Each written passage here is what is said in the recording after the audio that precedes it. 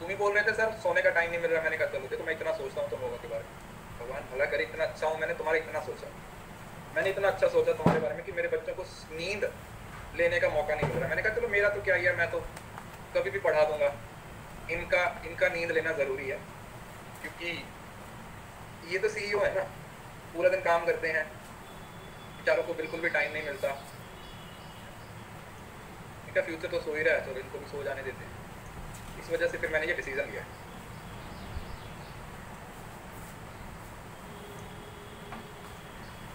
चलो बातें करेंगे बंद। क्या पढ़ रहे थे हम? मोनोपोली हो गया था ना, प्राइस डिस्क्रिमिनेशन तक हमने खत्म कर लिया था, याद है? प्राइस डिस्क्रिमिनेशन वाला खत्म हो गया था हमारा, प्राइस डिस्क्रिमिनेशन तक हमने पढ़ लिया था और मोनोपोली तक हमने खत्म कर लिया। तो आगे दो हमारे पास रह गए हैं, एक मोनोपोलिस्टिक कंपटीशन और एक क्या बोलते हैं उसको, मोनोपोलिस्टिक कंपटीशन के साथ साथ हमारे पास ओलिगोपोली रह गया है और उसके साथ साथ हमारा एक कॉस्ट टॉपिक रह गया, ठीक है, छोटा सा टॉपिक है, तो इसको हम खत्म कर लें। आगे हम पढ़ते हैं मोनोपोलिस्टिक कंपटीशन। तो मोनोपोलिस्टिक कंपटीशन का कंसेप्ट है, ये प्रोफेसर एडवर्ड एच चैम्बरलिन ने दिया था। इसने खुद का कुछ नहीं बनाया, इसने सोचा कि ऑलरेडी लोगों ने कुछ कुछ कंसेप्ट दे रखे हैं, तो एक कंसेप्ट हम इधर से ले लेते हैं, एक उधर से ले लेते हैं और उसको मिला के एक नया कंसेप्ट क्रिएट कर देते हैं। तो भाई ने कुछ नहीं किया, मोनोपोली को पकड़ा और साथ में परफेक्ट कंपटीशन को पकड़ा, दोनों को इकट्ठा करके एक मार्केट स्ट्रक्चर बना दिया जिसका नाम क्या रख दिया, monopolistic competition. So it is a blend of monopoly and perfect competition. तो इसके अंदर कुछ कुछ चीजें मोनोपोली की हैं और कुछ कुछ चीजें किसकी हैं, परफेक्ट कंपटीशन की हैं। और इसके अंदर एक चीज जो बहुत ही ज्यादा इंपॉर्टेंट है वो है कि इसके अंदर जो प्रोडक्ट होते हैं वो डिफरेंशिएट होते हैं। दो चीजें लिख लो, पहली बात तो इसके अंदर जो प्रोडक्ट होते हैं वो डिफरेंशिएटेड होते हैं, और दूसरा इसमें जो कंपटीशन होता है वो नॉन प्राइस कंपटीशन होता है, ठीक है। कंपनीज प्राइस पे कंपीट नहीं करती हैं, कंपनीज नॉन प्राइस फीचर्स पे, समझ रहे हो ना, जैसे कोई प्रोडक्ट है कितना अच्छा है, उसके अंदर कितने फीचर है, वो आपकी कितनी जरूरतों को पूरा करता है, इन चीजों पे कंपनीज क्या करती हैं, एक दूसरे के साथ डिशू करती हैं। थोड़ा सा डिफरेंस होता है, मतलब सब्स्टिट्यूट ही होते हैं लेकिन क्लोजली रिलेटेड सब्जेक्ट्स होते हैं, प्रोडक्ट्स होते हैं। So monopolistic competition is a type of imperfect competition where a large number of sellers are engaged in offering heterogeneous product to sellers। तो काफी सारे नंबर ऑफ बायर्स होते हैं और वो कैसे प्रोडक्ट्स बेच रहे होते हैं, वो हेटेरोजेनियस प्रोडक्ट बेच रहे होते हैं। हेटेरोजेनियस समझ गया कि अलग अलग होते हैं, प्रोडक्ट में थोड़ा बहुत डिफरेंस हमें देखने को मिलता है। There is always difference between the products. According to Leftwich, monopolistic competition is a market situation in which there are many sellers, काफी सारे सेलर हैं, of a particular product, एक particular product की, but the product of each seller is some way differentiated, एक product है वो differentiated है in minds of consumer from the product of every other seller। बाकी हर seller के जो product है उससे क्या होता है, अलग होता है, तो मतलब अलग होता है। तो ये most realistic है, जो बोला जाता है कि असल में सबसे ज्यादा realistic वे में जो competition होता है वो monopolistic competition ही होता है कि सबसे ज्यादा। जैसे shoes, Nike, Woodland, Puma, Reebok, Adidas, जैसे मोबाइल कंपनी का जो कंपटीशन है वो क्या है, वो मोनोपोलिस्टिक कंपटीशन है। ऑटोमोबाइल्स का भी कंपटीशन है, वो इसी केसेस पे चलता है। गाड़ियां हो गई, ये जो मोबाइल हो गए ना, लैपटॉप्स हो गए, ये रियल लाइफ में मोनोपोलिस्टिक कंपटीशन है, क्योंकि देखा जाए तो प्रोडक्ट तो एक ही जैसे हैं, बस थोड़ा बहुत डिफरेंशिएट कर देते हैं। और आप प्राइस पे भी ज्यादा फोकस नहीं करते, आप किस पे फोकस करते हो, आप प्रोडक्ट की क्वालिटी पे फोकस करते हो, आप प्रोडक्ट से मिलने वाले फीचर्स पे फोकस कर रहे हो कि आपको उन चीजों से फायदा कितना हो रहा है, आप किस पे फोकस कर रहे हो, आप ये चीज पे फोकस कर रहे हो कि उससे हमें फायदा कितना हो रहा है, how much profit we are getting, हम कितना प्रॉफिट वहां से क्या कर रहे हैं, अचीव कर रहे हैं, हम कितना प्रॉफिट हमें यहाँ से मिल रहा है, हमें कितना प्रॉफिट है वो मिल रहा है, इस चीज के बारे में हम बात करें। हाँ, मैसिव एडवर्टाइजिंग है। So conditions of monopolistic competition resemble with that of perfect competition. तो बोले कि इसकी कंडीशंस हैं वो तो परफेक्ट कंपटीशन के साथ ही आपकी क्या हो जाती है, मैच हो जाती है। However the main difference between two that products sold in monopolistic competition are not perfect substitute and differ from one sector of another. तो कंडीशन सारी परफेक्ट कंपटीशन वाली हैं, बस फर्क क्या है कि जो प्रोडक्ट है वो मोनोपोलिस्टिक में तो परफेक्ट, जो परफेक्ट कंपटीशन होता है उसमें परफेक्ट सब्स्टिट्यूट होते हैं, एक ही जैसे प्रोडक्ट होते हैं, होमोजेनियस प्रोडक्ट होते हैं। लेकिन यहाँ पर प्रोडक्ट डिफरेंशिएशन मेन फीचर है, इसको लिख लो अपने को, जो प्रोडक्ट डिफरेंशिएशन है that is the main feature. Product एक दूसरे से कैसे डिफरेंशिएट है, ये इसका एक मेन फीचर है, वो इधर आपको देखने को मिलता है, यू विल फाइंड। ठीक है, समझ आ गया, मतलब अलग अलग रंग के दोस्त। तो मोनोपोलिस्टिक कंपटीशन के क्या क्या हमारे पास फीचर्स होते हैं, लार्ज नंबर ऑफ फर्म, क्योंकि परफेक्ट कंपटीशन वाले सारे हो जाएंगे, फ्री एंट्री है, कंट्रोल पे थोड़ा बहुत प्राइस होगा, एडवर्टाइजिंग और अगर बाकी चीजों पे खर्चा कर रहे हो, प्रोडक्ट वेरिएशन और प्रोडक्ट डिफरेंस, समझ रहे हो ना। बाकी सारे फीचर परफेक्ट कंपटीशन के, बस एक चीज जो परफेक्ट कंपटीशन में नहीं है वो यहाँ पर आपको देखने को मिलती है, that is product differentiation. Product differentiation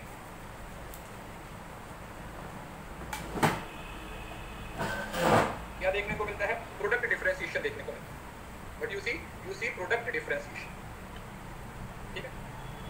so large number of buyers and sellers, सबसे पहला क्या बोल रहे हैं कि कोई भी मोनोपोलिस्टिक कंपटीशन जब होता है तो वहां पर जो सेलर होते हैं वो भी काफी नंबर में होते हैं और जो बायर्स होते हैं वो भी काफी नंबर में होते हैं। Large number of buyers and sellers, sellers भी काफी नंबर में है और जो बायर्स हैं उनका भी नंबर अच्छा खासा है। दूसरा प्रोडक्ट डिफरेंशिएशन, तो यहाँ पर क्या होता है, हमेशा प्रोडक्ट डिफरेंशिएशन होता है। Another important characteristics of monopolistic competition is product differentiation. क्या है? Product differentiation where product that are sold in vary in style, quality, standard, समझ रहे हो ना, प्राइस ऑलमोस्ट सेम ही होता है। आप रेडमी का मोबाइल ले लो, आप रियलमी का ले लो, सैमसंग का, रेंज वही है 20-25 में आपको सबका मिल जाएगा, लेकिन आप किस प्रोडक्ट को लेना चाहते हो जिसके साथ आपकी वाइफ मैच होती है। This help in differentiating among the available product in more than one way. Variations कर देते हैं थोड़ा बहुत, किसी का कैमरा ज़्यादा अच्छा होता है, किसी की बिल्डिंग क्वालिटी अच्छी होती है, किसी की बैटरी लाइफ है वो ज़्यादा होती है, सो वो चीज़ें होती हैं। ईजी एंट्री एंड एग्जिट है क्योंकि परफेक्ट कंपटीशन का फीचर है, तो कोई दिक्कत नहीं है, कभी भी आओ कभी भी जाओ, कोई ना रोक रहा है ना ठोक रहा है। और price control policy, perfect competition में बिल्कुल भी कंट्रोल नहीं होता, do not have much control, मतलब थोड़ा सा होता है, राइट, थोड़ा सा प्राइस पे कंट्रोल होता है, ज्यादा कंट्रोल नहीं होता। मोस्टली प्राइस किसके द्वारा डिसाइड किए जाते हैं? मार्केट फोर्सेस के द्वारा ही डिसाइड किए जाते हैं। ओके, मोस्टली जो प्रोडक्ट है वो मार्केट फोर्सेस के द्वारा ही डिसाइड किए जाते हैं, लेकिन स्टिल हमारे पास थोड़ा बहुत जो क्या बोलते हैं चेंज है वो देखने को मिलता है, इन्फ्लुएंस होता है थोड़ा बहुत, ज्यादा नहीं है। बाकी प्राइस कौन डिसाइड करेगा? मार्केट की फोर्सेस ही मिलकर प्राइस को डिसाइड करेंगे। अब अगर हम इक्विलिब्रियम की बात करें, सेम टू सेम जो मोनोपोली में था, क्योंकि इसका डायग्राम भी वही बनता है, देख रहे हो, वही डायग्राम है, सेम वही कंडीशन है। पहली कौन सी कंडीशन है? MC equal to MR, marginal cost किसके बराबर होती है? MR, और MC must cut the MR from the below, MC must cut the MR from the quantum of profit available to firm in equilibrium in short period depends upon demand and efficiency of firm.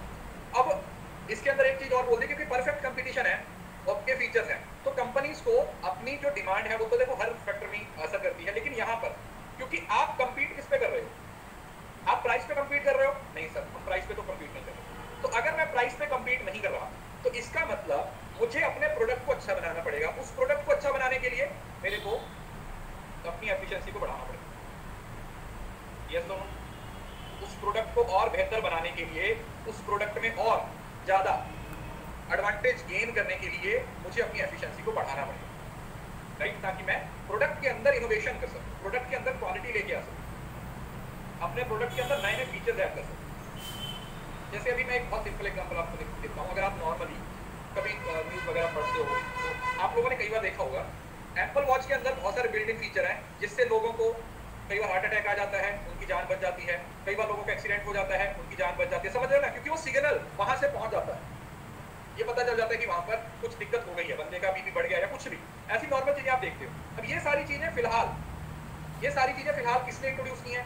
ये sir Apple ने तो introduce कर दिया, दूसरी company अभी testing phase पे है। तो ये चीज एप्पल के प्रोडक्ट्स को दूसरे प्रोडक्ट से क्या करती है? डिफरेंशिएट करती है। जैसे अगर आप बोलो कि हम प्राइवेसी के मैटर में दो कंपनीज को कंपेयर करें, तो आप क्या बोलोगे कि कौन से मोबाइल की जो प्राइवेसी है वो ज्यादा सिक्योर है, किसमें आपका डेटा है वो ज्यादा सिक्योर रहेगा, एप्पल में या किसी भी XYZ में? ऑब्वियसली बात है, अगर आपके पास एप्पल का फोन है तो या एप्पल का कोई भी प्रोडक्ट है तो आपके जो प्रोडक्ट है उसकी प्राइवेसी है वो ज्यादा होगी। क्यों? क्योंकि उसमें फीचर्स ऐसे हैं, डबल लेयर, ट्रिपल लेयर, इतनी सारी लेयर्स हैं, वो आपकी प्राइवेसी को प्रोवाइड करते हैं।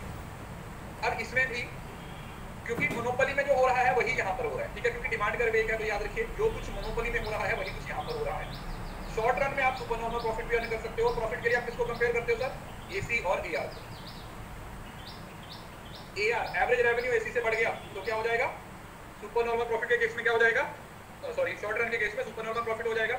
अगर AC इक्वल टू AR हो गया तो नॉर्मल प्रॉफिट हो जाएगा, और अगर AC बढ़ गया क्या हो गया? अगर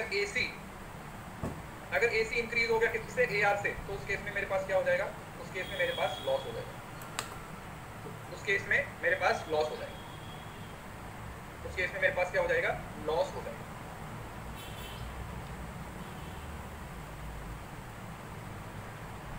समझ आया? किसी को इस बात में कोई तकलीफ, किसी को ये बात समझ नहीं आई तो पूछ सकता है। Super normal profit, normal profit और लॉस। लॉन्ग रन में फर्म क्या करेगी? लॉन्ग रन में आप लोगों ने इसके अंदर मोनोपोलिस्टिक के परफेक्ट कंपटीशन है, लॉन्ग रन में तो परफेक्ट कंपटीशन है, तो उस केस में कंपनी को नॉर्मल में लॉन्ग रन में सिर्फ और सिर्फ क्या होगा?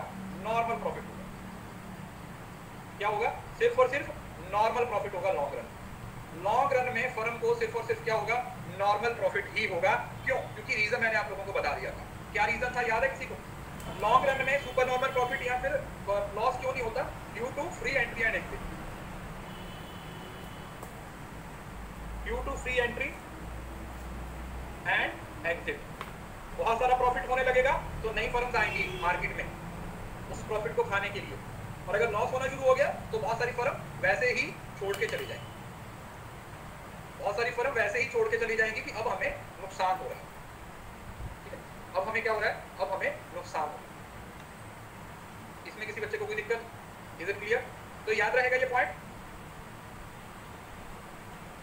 ये तो लिखा हुआ है ना। लॉस क्यों नहीं होता? क्योंकि लॉस में कंपनी सर्वाइव ही नहीं करेगी, और जो यहाँ पे लॉस हो गया वही कंपनी का कौन सा पॉइंट हो जाएगा? शट डाउन करना ज्यादा बेहतर है, क्योंकि इसमें एक बार लॉस में चलेगा तो वापस नहीं निकल पाओगे। ये कैसे हुआ है? तो नोकिया के साथ। नोकिया बड़ी कोशिश कर रहा है अपने आप को रिवाइव करने की, नहीं हो पा रहा, क्योंकि जितनी देर वो मार्केट से बाहर रहा उसकी जगह को लेने के लिए 36 कंपनीज आ चुकी हैं। अब तो किसी को याद ही नहीं है। नोकिया, मोटोरोला भी बाहर हो चुका है, उसके साथ एक और कंपनी होती थी, ब्लैकबेरी होती थी किसी टाइम पे, हम जब कॉलेज में पढ़ते थे ब्लैकबेरी के मोबाइल बहुत चलते थे, वो भी एकदम से मार्केट से बाहर हो गई है। देखते ही देखते 5-7 कंपनीज है वो बाहर हो चुकी है।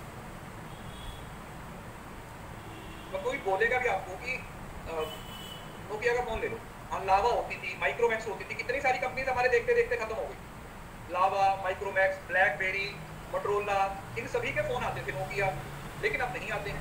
आते भी होंगे तो कंपटीशन में नहीं है।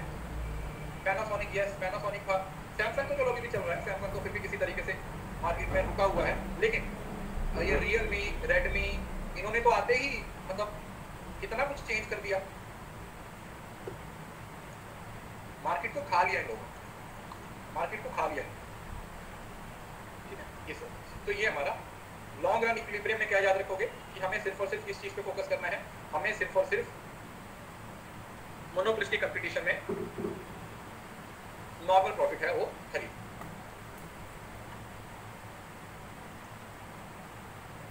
उसके बाद आता है हमारे पास ओलिगोपोली। ओलिगोपोली भी एक इम्परफेक्ट कंपटीशन की टाइप है, जहां पर कुछ सेलर होते हैं, फ्यू सेलर कितने?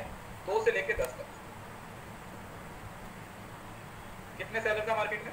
2 से लेके 10 तक सेलर हैं। वो होमोजीनियस एक जैसे प्रोडक्ट भी बेच सकते हैं और वो डिफरेंशिएटेड प्रोडक्ट भी बेच सकते हैं, कि वो एक ही तरीके के प्रोडक्ट हैं वो भी बेच सकते हैं और वो डिफरेंशिएटेड प्रोडक्ट्स भी बेच सकते हैं। तो ओलिगो का मतलब क्या होता है? ग्रीक वर्ड है ओलिगोई का मतलब क्या होता है? फ्यू, और पोलिन का मतलब होता है कंट्रोल। मतलब जब मार्केट कुछ लोगों के हाथ में होती है, जैसे कार इंडस्ट्री हो गया, एयरलाइंस हो गया, बहुत सारी कंपनीज नहीं होती, 8-10। देखा जाए तो कार बनाने वाली कितनी कंपनी इंडिया के अंदर? 8-10 ही होंगी। कितनी एयरलाइंस है? 5-7। वैसे तो इंडिगो ने पूरी मार्केट कैप्चर कर रखी है। देखोगे तो आप फ्लाइट्स भी चेक करोगे ना, नॉर्मली आप लोगों को सबसे ज्यादा इंडिगो की ही फ्लाइट देखने को मिलती है, या सीमेंट इंडस्ट्री है, that is also oligopoly. So these are, मतलब है, ऐसा नहीं है ऐसे तो Air Asia, Air India, Spice Jet, मैं ये नहीं बोल रहा हूँ कि नहीं है तो, लेकिन क्या है, मेन 8-10, 5-7 इतनी। तो अब इस केस में देखो, जैसे Kingfisher, air India, Spice jet, Indigo. अब किंगफिशर तो निकल लिया बेचारा, किंगफिशर को बेचारे की किंग कहाँ गई, फिश कहाँ गई, हमें पता ही नहीं है, किंग कहाँ गया, फिश कहाँ गई, पता ही नहीं चला। तो इस तरीके की हमारी कुछ इंडस्ट्रीज हैं जहां पर ये कंडीशंस देखने को मिलती हैं। अब यहाँ पर फर्म एक दूसरे को, all these airlines depend upon each other for setting their pricing policy. तो प्राइस डिसाइड करने के लिए इनको एक दूसरे की तरफ देखना पड़ता है।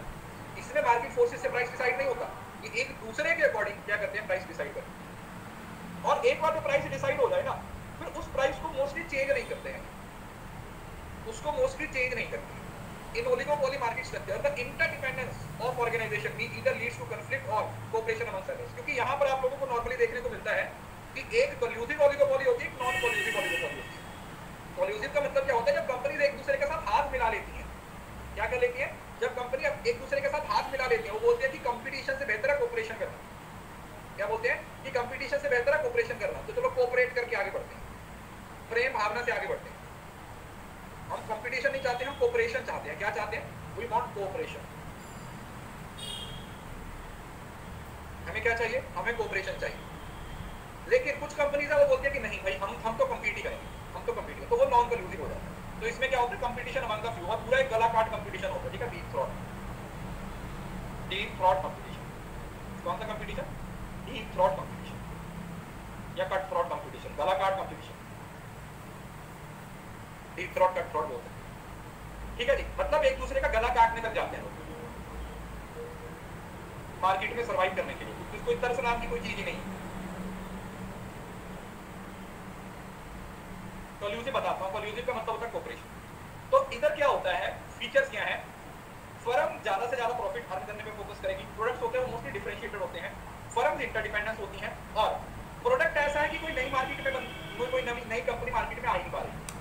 एयरलाइंस है, कोई छोटा मोटा तो है नहीं देखा जाए, मतलब या तो इन्होंने, या तो इनका प्रोडक्ट ही ऐसा है जिसके अंदर कैपिटल इतनी जरूरत है, या फिर इन्होंने मार्केट को इतना कैप्चर कर रखा है, या फिर इन्होंने मार्केट को इतना कैप्चर कर रखा है कि कोई और सर्वाइव ही नहीं कर पा रहा। दूसरा, प्राइस मेकिंग पावर, और इसमें जो प्राइस को लेके बार है वो हमेशा चलती रहती है, ठीक है, टग ऑफ वार है ना, वो प्राइस को लेके चलता रहता है, कभी वो खींचते हैं कभी वो खींचते हैं, तो लगातार ये चीजें क्या होती रहती है, चलती रहती है। प्राइस में जो कंपटीशन है वो इधर हमेशा आपको लगातार देखने को मिलता ही रहेगा, इधर प्राइस में आप लोगों को हमेशा कंपटीशन देखने को मिलेगा ही।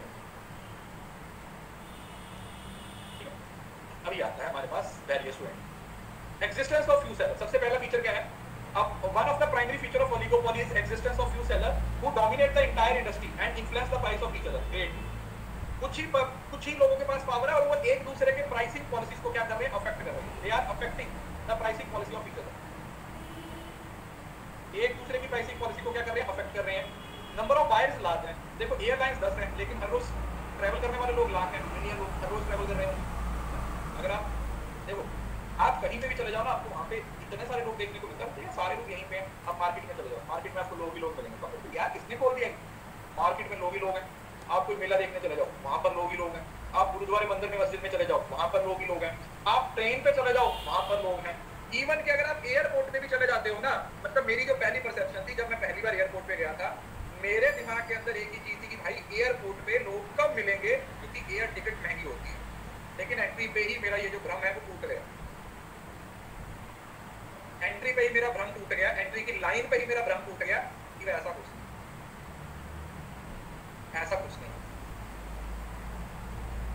हाँ, इंटरनेशनल फ्लाइट में थोड़ा लगा था, तब वहां पे लगा कि अच्छा मतलब लोग अमीर है लेकिन इतने भी नहीं है ना कि हमेशा इंटरनेशनल फ्लाइटों में घूमे। डोमेस्टिक में बहुत रश होता है, इंटरनेशनल में बहुत कम होता है, इंटरनेशनल में कम लोग जाते हैं, ये समझ। दूसरा, आइडेंटिकल और डिफरेंशिएटेड प्रोडक्ट। तो प्रोडक्ट आइडेंटिकल भी हो सकते हैं और डिफरेंशिएटेड भी हो सकते हैं, डिपेंड करता है। कंपनी एक ही तरीके के जैसे सीमेंट है, या फिर डिफरेंशिएटेड प्रोडक्ट जैसे ऑटोमोबाइल है। अगर मार्केट में होमोजीनियस प्रोडक्ट्स बना रहे हैं, अगर कंपनी कौन सा प्रोडक्ट बना रही है, होमोजीनियस प्रोडक्ट बना रही है,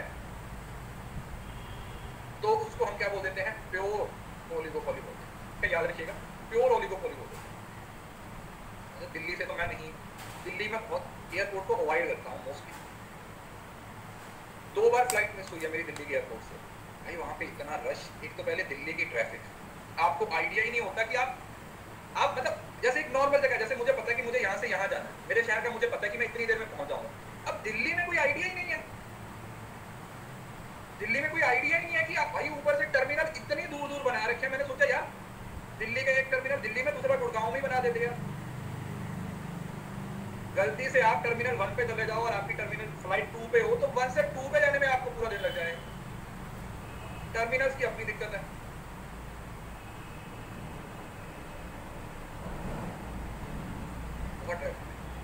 देन आता है इम्पेडिमेंट। इम्पेडिमेंट का मतलब बैरियर, कि आप आरानी, मतलब इम्पेडिमेंट का मतलब एंट्री। एंट्री तो है लेकिन इजी, डिफिकल्ट है, लेकिन एग्जिट बड़े आराम से हो जाती है, ठीक है। मतलब मार्केट में एंटर नहीं कर सकते। जैसे एग्जिट है देखा जाए, किंगफिशर है या कुछ, एग्जिट करने के लिए तो क्या है, कंपनी लॉस खाएगी और बाहर हो जाएगी ना, कंपनी लॉस खाएगी तो बाहर हो जाएगी। तो इसका मतलब क्या हुआ कि एंट्री डिफिकल्ट है लेकिन एग्जिट है वो आसान है, बड़ी आराम से क्या कर जाते हो आप, मार्केट से एग्जिट हो सकते हो। क्या हो जाते हो आप, मार्केट से एग्जिट हो जाते हो कि बस हो गया, हमारा जो होना था हो गया, अब हम और सर्वाइव नहीं कर पाएंगे। दूसरा, enhanced role of government. Government has a greater control, it act as a guard to anti competitive behaviour of oligopolist में। पता है क्या होता है कि फर्म्स होती है कम होती हैं, तो वो ना बहुत सारे ऐसी प्रैक्टिसेस का इस्तेमाल शुरू कर देती हैं जो कि सही नहीं, समझ रहे हो ना, इलीगल प्रैक्टिसेस होती हैं। कौन सी होती हैं, illegal practices. Immoral practices, illegal practices, ऐसी प्रैक्टिसेस जो कि फर्म के लिए सही नहीं। इसके केस में illegal practice of collusion where together make production. कई बार क्या होता है कि फर्म मार्केट में 4 ही सपोज करो प्लेयर है, तो चारों हाथ मिला लें। अगर चारों ने हाथ मिला लिया तो ओलिगोपोली क्या बन जाएगी बताओ? मोनोपोली। 4 फर्म है सपोज करो एक प्रोडक्ट की, चारों ने हाथ मिला लिया, तो फिर वो ओलिगोपोली थोड़ी रह गई, वो तो मोनोपोली बन गई। तो इस वजह से म्यूचुअल इंटरडिपेंडेंस। अब ये होता है, देखो डिपेंड करता है कि आप एक दूसरे के साथ कंपीट भी कर सकते हो और आप एक दूसरे के साथ हाथ भी मिला सकते हो, ये तुम पे डिपेंड करता है। इट डिपेंड्स अपॉन यू कि आप एक दूसरे के साथ हाथ मिलाना चाहते हो या फिर आप एक दूसरे का गला काटना चाहते हो। ठीक है, आप एक दूसरे के साथ हाथ मिलाना चाहते हो, you want to hold hands और कट क्रॉस, हाथ मिलाओ या गला काटो। Existence of price rigidity. अब प्राइस रिजिडिटी का कांसेप्ट आगे भी आएगा, वहां पे मैं बताता हूं कि प्राइस रिजिडिटी में क्या होता है। बेसिकली ज्यादातर ऐसा होता है कि कोई फर्म होती है, वो एक बार जो प्राइस डिसाइड कर लेती है ना, तो उसको चेंज नहीं करती, फिक्स कर देती है, चाहे उसकी कॉस्ट ऑफ प्रोडक्शन बढ़ भी जाए। इस वजह से इसमें डिमांड कर कभी भी लीनियर नहीं होती है, हमेशा बैंडेड होती है। पॉल्स पीजी की जो सीधी किंग की डिमांड कर होती है। एक्जिस्टेंस ऑफ प्राइस रिजिडिटी का मतलब क्या होता है कि आप अपने प्रॉफिट्स को कम कर लोगे, आपको लगेगा कि प्रॉफिट्स हैं वो मेरे कम हो जाएंगे, लेकिन मैं किस चीज पे फोकस करूंगा? मैं प्राइस रिजिडिटी पे ही फोकस करूंगा। मेरा प्राइस है, उसकी रिजिडिटी है, वो हमेशा रहना।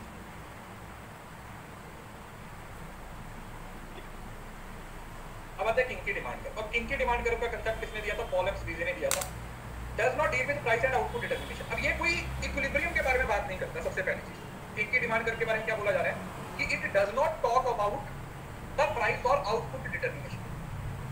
एक बार जो कॉम्बिनेशन बना लिया तो कंपनी उस कॉम्बिनेशन पे स्टिक रहेगी, लेकिन उसके पास कुछ ऑप्शंस जरूर आ जाते हैं। वो ऑप्शंस कौन कौन से वो मैं बता। प्राइस रिजिडिटी का मतलब समझ आ गया कि एक बार जो डिसाइड कर लिया फिर हम उसको चेंज ना कर रहे हैं।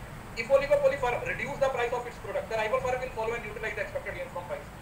अगर आप प्राइस रिड्यूस कर रहे हो तो आपके कॉम्पिटिटर ने भी रिड्यूस कर दिया और आप वहीं के वहीं बैठ गए। दूसरा, अगर आपने प्राइस को बढ़ा दिया तो फर्म या तो उसी प्राइस को मेंटेन रखेगी, बढ़ाएंगे नहीं, समझ रहे ना, बढ़ाएंगे नहीं, या फिर रिस्पॉन्स नहीं करेंगे, या फिर कोई रिस्पॉन्ड ही नहीं करेंगे। डिपेंड करता है, 3 अलग अलग तरीके की सिचुएशन है वो आ जाती है। तो यहाँ पर जो किंग की डिमांड कर रहा है उसके अंदर शेप कुछ इस तरीके से बनती है। ये देखो, नॉर्मल डिमांड कर्व ऐसी होती है, लेकिन इसमें कैसी है? इसमें ऐसी है। ये किस वजह से है? क्योंकि ये प्राइस रिजिडिटी है, ये कोई इक्विलिब्रियम पॉइंट नहीं है। तो 3 पॉसिबल वेज हो सकते हैं जहां पर फर्म ने प्राइस चेंज किया तो जो उसके कॉम्पिटिटर फर्म है वो उसको एक्ट करेंगे। एक फर्म ने अगर प्राइस चेंज कर दिया तो कॉम्पिटिटर किस तरीके से रिएक्ट करेंगे, हम उस चीज के बारे में बात करेंगे। अगर फर्म ने प्राइस को बढ़ा दिया, अगर फर्म ने प्राइस को बढ़ा दिया तो कौन कौन से पॉसिबल वेज हैं जिसमें एक फर्म दूसरी फर्म को लेकर क्या करेगी? रिएक्ट करेगी। The rival firm will follow the price change both cut and high. पहली सिचुएशन ये हो सकती है कि अगर एक फर्म ने प्राइस को बढ़ाया, अगर एक फर्म ने प्राइस को बढ़ाया या घटाया तो बाकी सारी फर्म बढ़ाएंगी भी और घटाएंगी भी। इसमें प्राइस डिटर्मिनेशन है, इसमें शॉर्ट रन लॉन्ग रन की बात नहीं है, वो पहले वाले 3 मार्केट स्ट्रक्चर में होती है। बढ़ाएंगे तो हम भी बढ़ाएंगे जी, घटाएंगे तो हम भी घटाएंगे, मतलब पॉजिटिव और नेगेटिव दोनों तरीके से रिएक्ट कर रहे हैं। हम पॉजिटिवली भी रिएक्ट कर रहे हैं और हम नेगेटिवली भी रिएक्ट कर रहे हैं। We are reacting in both situation. हम पॉजिटिवली भी रिएक्ट कर रहे हैं और हम नेगेटिवली भी रिएक्ट कर रहे हैं। पहले हम पॉजिटिवली भी रिएक्ट कर रहे हैं और हम नेगेटिवली भी रिएक्ट कर रहे हैं। दूसरा, the rival firm do not follow the price changes. The firm will not follow the price changes। दूसरा है कि ना पॉजिटिव बढ़ाएंगे ना नेगेटिव बढ़ाएंगे, हम अपने दिमाग को शांत रखेंगे। हमें क्या लगता है कि हमें कुछ रिएक्ट करने की जरूरत ही नहीं। You don't need to react, हम कोई रिएक्ट ही नहीं करेंगे, तुम्हें जो करना है करो, हमें तुमसे कोई लेना देना है ही नहीं, हमें तुमसे कोई लेना देना है ही नहीं। तीसरा है कि प्राइस हाइक को तो हम ना देखेंगे, अगर प्राइस कम कर दिया तो फिर घटा जरूर देंगे, मतलब बढ़ाओगे तो हम कोई रिएक्ट नहीं करेंगे, लेकिन अगर घटा दिया तो हम भी घटा देंगे। तो 3 अलग अलग सिचुएशंस है वो आपकी इसके अंदर देखने को मिलेगी। You may find 3 different kind of situation in की डिमांड। तो इसमें से जो भी मार्केट में आप करना चाहते हो, यू कैन, इसके अकॉर्डिंग आप मार्केट में क्या कर सकते हो, फोकस कर सकते हो, सोच सकते हो कि हमें क्या करना है और क्या। Either you want to do it or you don't want.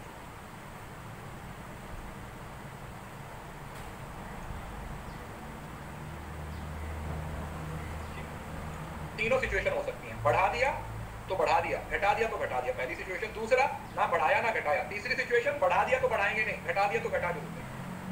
तो तीन सिचुएशन अब यहाँ पर देखने को मिलती है, तीन सिचुएशन यहाँ पर देखने को मिलती है।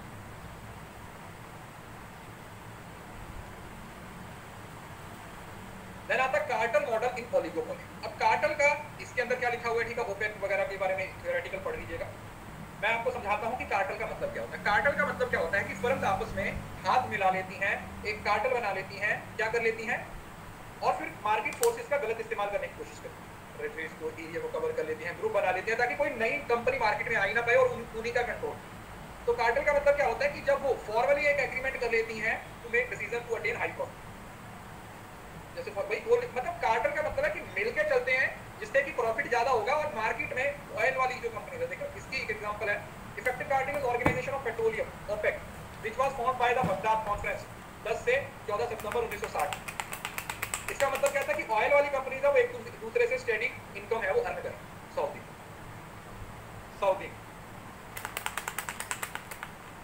क्लियर है। तो सऊदी में ये देखने को मिलता है। तो कंपनीज कई बार क्या करती हैं, एक दूसरे के साथ कार्टल बनाती हैं, फिर उस कार्टल से कई बार क्या करते हैं, ये गलत तरीके से भी काम शुरू करते हैं। Sometimes they do it wrong,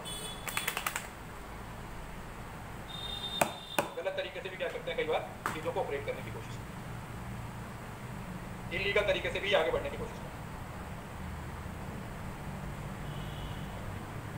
ये तो कंपैरिजन चार्ट है, ये वाला भी कंपैरिजन चार्ट पढ़ लीजिएगा, ये वाला भी पढ़ लीजिएगा, ठीक है। तो ये कार्टल होता है। इसके अंदर एक चीज है जो हमारी रह गई, ठीक है। इसके अंदर ओलिगोपोली के अंदर आपको ज्यादा सवाल नहीं पूछे जाते। ओलिगोपोली में से जो एक सवाल पूछा जाता है वो है models. There are some models of oligopoly.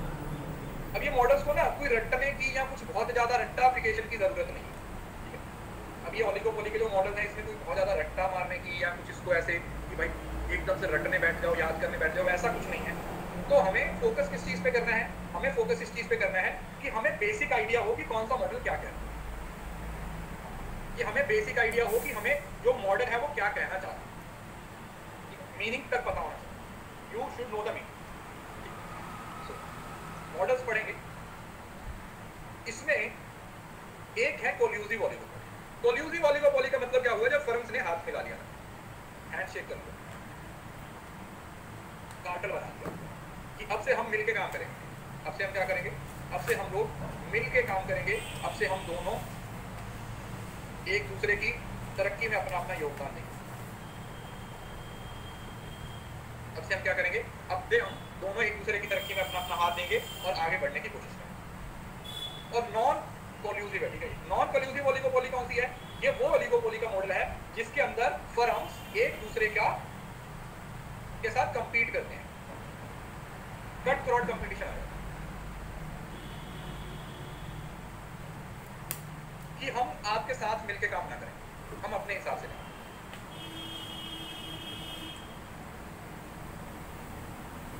हम कैसे काम करेंगे, हम ऐसे काम करेंगे जैसे हमारी इच्छा है, आप हमें नहीं रोक सकते। तो अब कोल्यूसिव ओलिगोपोली और नॉन कोल्यूसिव ओलिगोपोली का सीधा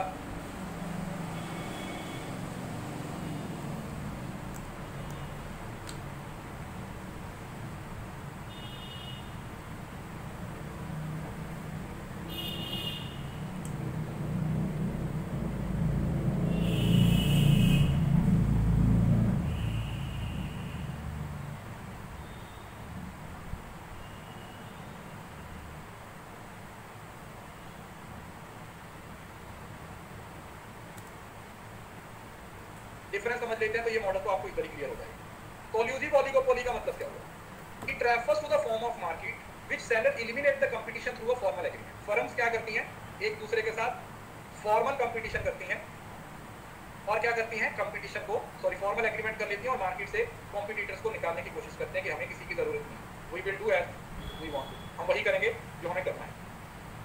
नॉन कोल्यूसिव का मतलब होता है each firm has its own price and output policy independent of rival firm. कोई जो भी करता रहे उससे हमें कुछ नहीं करना। Here few sellers collude to cartel बनाते हैं, यहाँ पर एक दूसरे के साथ कंपटीशन करते हैं प्रॉफिट को बढ़ाने के लिए। इन दिस मार्केट डिसीजन आज कार्टल, तो इसमें प्राइस और आउटपुट, देखो चार फर्म है तो चारों मिलकर करेंगी, इधर हर फर्म का अपना अपना प्राइस, अपना अपना आउटपुट। किसी का अपना अपना प्राइस और अपना अपना आउटपुट है। Here the firm decision are interdependent, एक दूसरे पे इंटरडिपेंडेंट करते हैं, और इधर फर्म्स का जो डिसीजन होते हैं वो दोनों एक दूसरे से क्या होते हैं, they are just independent of each other. क्या होते हैं? इंडिपेंडेंट ऑफ ईच अदर, एक दूसरे से इंडिपेंडेंट होते हैं। दूसरा, there is no competition in the market, market में कोई कंपटीशन ही नहीं रह गया, सारा कंपटीशन खत्म हो गया। इधर कट थ्रोट, गला काट competition. There is no need to incur expenditure to create brand loyalty, आपको ब्रांड लॉयल्टी के लिए काम ही नहीं करना पड़ता है, क्योंकि साथ सबकी गुडविल वो एक साथ इस्तेमाल हो गई, ठीक है, सबकी गुडविल को आप एक तरीके से इस्तेमाल कर पा रहे हो, सारी फर्म्स की गुडविल को आप क्या कर रहे हो, अपने लिए इस्तेमाल कर पा रहे हो। इधर aggressive advertising develops brand loyalty, आप अग्रेसिव एडवर्टाइजिंग डिप्लॉय करो। Cooperative oligopoly, no cooperative oligopoly, full control over price and can earn monopoly profit, समझ रहे हो? और इसमें ऐसा देखो सारे पॉइंट्स एकदम से क्रिस्टल क्लियर हो रहे हैं, सीधा सीधा आप लोगों को बताया जा रहा है कि मार्केट फोर्सेस किस तरीके से काम करते हैं। समझ आ गया? सिंपल बात है, सिंपल सुशील तरीके से बात समझ आ गई कि किस तरीके से कंपनीज एक दूसरे के साथ मिलकर मार्केट को कैप्चर करने की कोशिश करती है।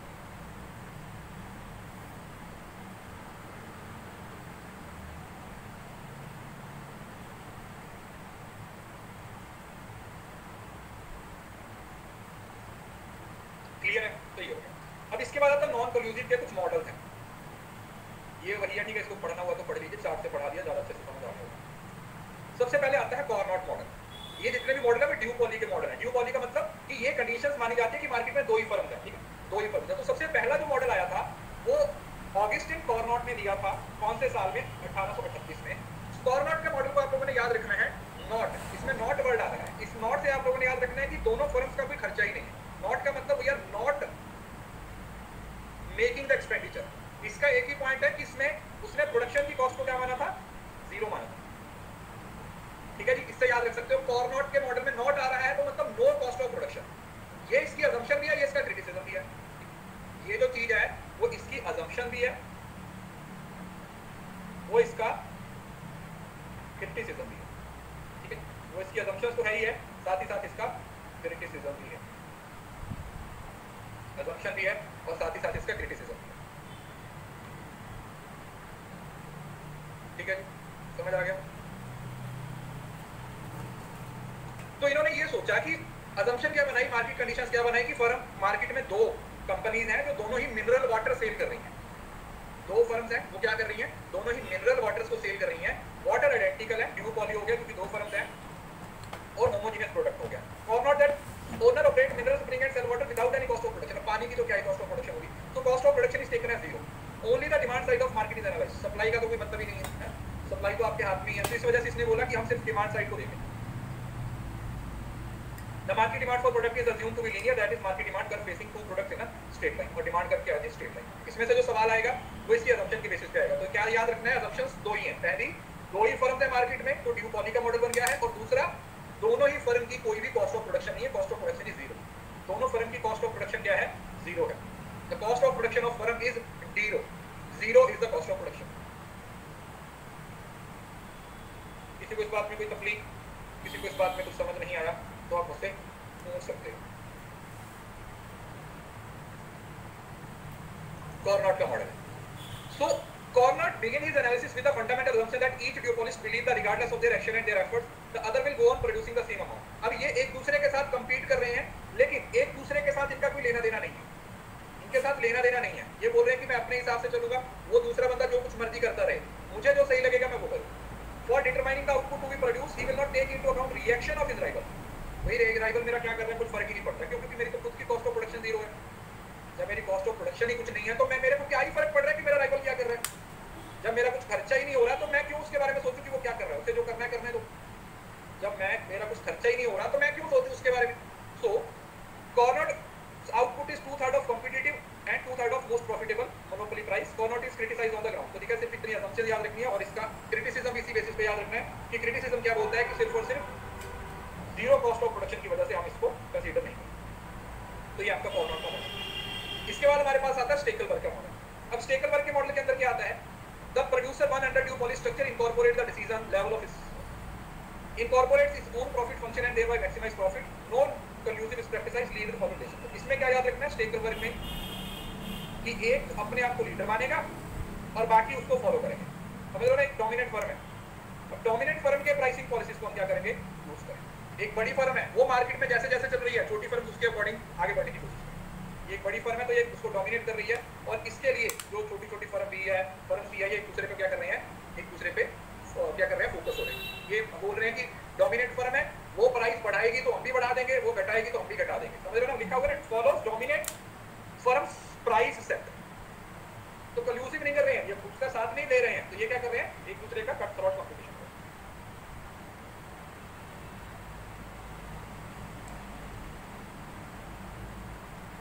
कट थ्रोट कंपटीशन हमें इसके अंदर देखने को मिलता है। किसी को इस बात में कोई तकलीफ, किसी को ये बात समझ नहीं आई कि कट थ्रोट कंपटीशन का मीनिंग क्या होता है, ठीक है। तो सेकल वर्ड होता है। देन आता है हमारे पास बर्ट्रैंड मॉडल। बर्ट्रैंड मॉडल क्या बोलता है, according to Joseph Bertrand, each producer can always lower the price by undertaking the others and uncertainty is supply of output until price. अब इसके अंदर मैं आपको बताता हूँ, एक चीज याद रखनी है कि यहाँ पर वो आउटपुट को ना फोकस करके सिर्फ प्राइस को एडजस्ट करेगा। इतना याद रखना, बहुत ज्यादा डिटेल में नहीं जाना, मैंने आपको पहले बताया, सिर्फ कीवर्ड याद रखना। वो इसमें किस पे चीज पे फोकस करेगा, वो सिर्फ प्राइस को एडजस्ट कर सकता है, वो आउटपुट पे फोकस नहीं करेगा। क्या बोल रहे हैं, the assumption are same as Carnot model except the firm decide on price rather than quantity.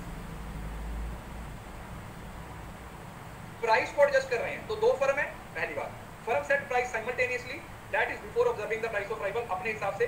The product is homogeneous, marginal cost same है, firm satisfy all the demand, there is no capacity constant. जितने market की जितनी demand है दोनों firms के द्वारा adjust की जा रही है। क्यों, क्योंकि आउटपुट पे फोकस ना करके सिर्फ प्राइस पे फोकस कर रहे हैं। वैसे आज तक यहाँ से कभी सवाल आया नहीं है, लेकिन स्टिल इतना याद रखिएगा कि बर्ट्रैंड का मॉडल है वो किस चीज पे फोकस कर रहे हैं, it only focus on the price, कि हमें प्राइस पे फोकस करना है, कि जो प्राइस है उसको एडजस्ट करेंगे, ना कि आउटपुट पे फोकस करेंगे। We will focus only on the price, price को एडजस्ट करेंगे, प्राइस को फोकस करेंगे कि प्राइस को किस तरीके से कंट्रोल करना है, जो भी हमारी इच्छा होगी उसके अकॉर्डिंग हम प्राइस को फोकस करेंगे। ठीक है, क्लियर है। देन आता है एजवर्थ मॉडल। एजवर्थ मॉडल क्या बोलता है, FW एजवर्थ ने दिया था, the model made significant departure from viewpoint.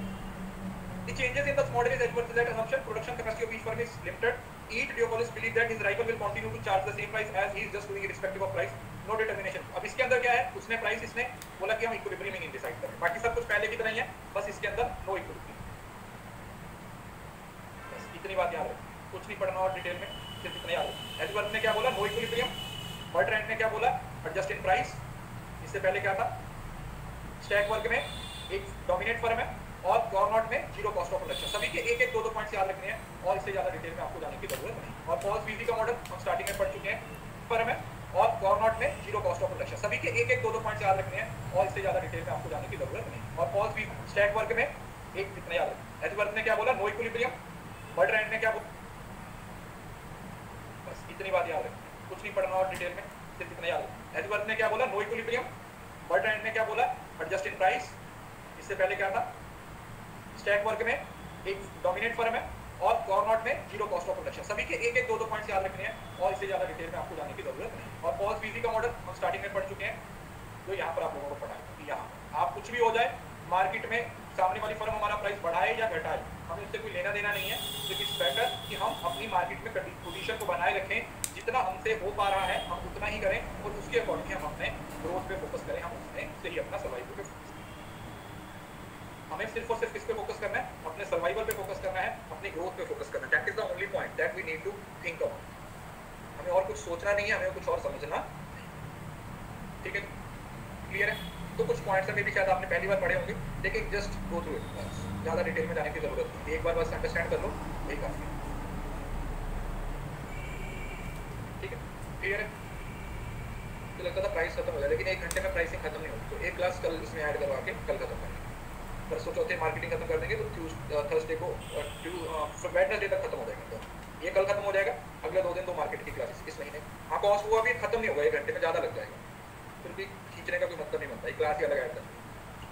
Sir एक मॉडल रह गया, अरे वो पहले वाले मॉडल है ना बेटा, वो तो पढ़ा दिया। ये स्वीजी मॉडल जो स्टार्टिंग में पढ़ाया था, ये वाला इधर, ये वाला यही है, इनकी डिमांड करो, पॉल स्वीजी का मॉडल, टिंकर डिमांड करो, इसी मॉडल को ही बोलते हैं पॉल स्वीजी का मॉडल। 7 अगस्त से